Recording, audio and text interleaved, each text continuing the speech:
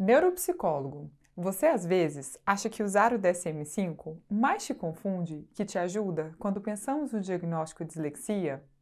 Eu também. Vem comigo para a gente entender mais sobre isso.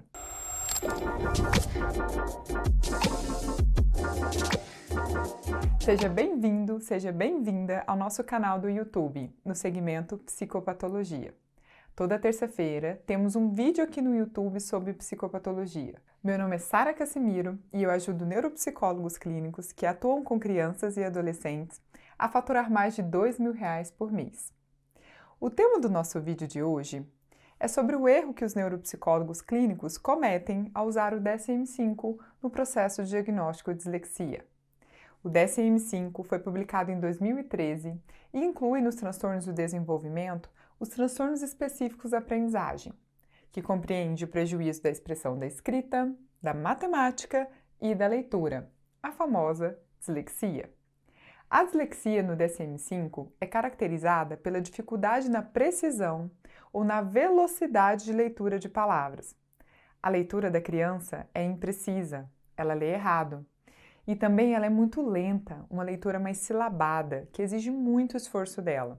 Por isso, a criança não compreende o que ela lê. Ela lê de uma forma lenta, lê silabada, não tem como compreender. E sabe qual que é o problema de você ler isso no DSM-5? É que o DSM-5 é um manual descritivo, ou seja, ele descreve o comportamento, então, que um comportamento que na verdade pode acontecer em várias crianças e adolescentes que não têm dislexia. O DSM-5, assim como qualquer outro manual diagnóstico estatístico, ele não deve ser usado como uma lista infalível, que quando você preenche todos aqueles critérios, já significa automaticamente que você tem um diagnóstico de um transtorno mental. Muitos dos sintomas, eles são sobrepostos a diversos casos clínicos.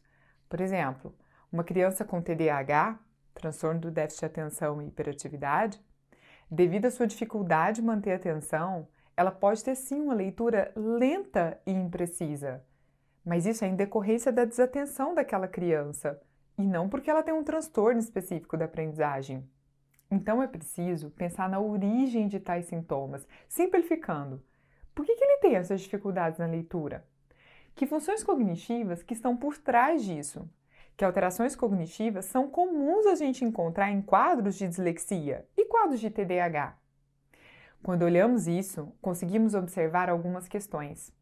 A maioria dos casos de dislexia está relacionado com alguma dificuldade no processamento fonológico e ou no processamento visoespacial, o que repercute em determinadas dificuldades em tarefas como consciência fonológica, consciência visual, nomeação rápida, memória fonológica. Daí você compreende o processo como um todo. Você entende quais alterações cognitivas são comuns num quadro de dislexia para poder levar aquela criança a não conseguir ler de uma forma correta ou até identificada. É claro que esse vídeo eu não tenho como pretensão de explicar o perfil neuropsicológico da dislexia. Eu preciso de um curso para isso. O que eu quero te dizer é que não cometa esse erro de considerar o DSM-5 como uma bíblia. Ah, demais, sempre que eu pego e leio é isso ali. Não, aquilo ali é só uma descrição. Psicopatologia é maior do que isso. E tem mais uma coisa. O diagnóstico de dislexia, ele é longitudinal, ou seja, ele é feito no acompanhamento ao longo do tempo. Muitas vezes você precisa ter 1 ano de intervenção com um fonoaudiólogo e um psicopedagogo para se pensar em dislexia em crianças a partir do 3º ano do ensino fundamental. Mas por que só a partir do 3º ano?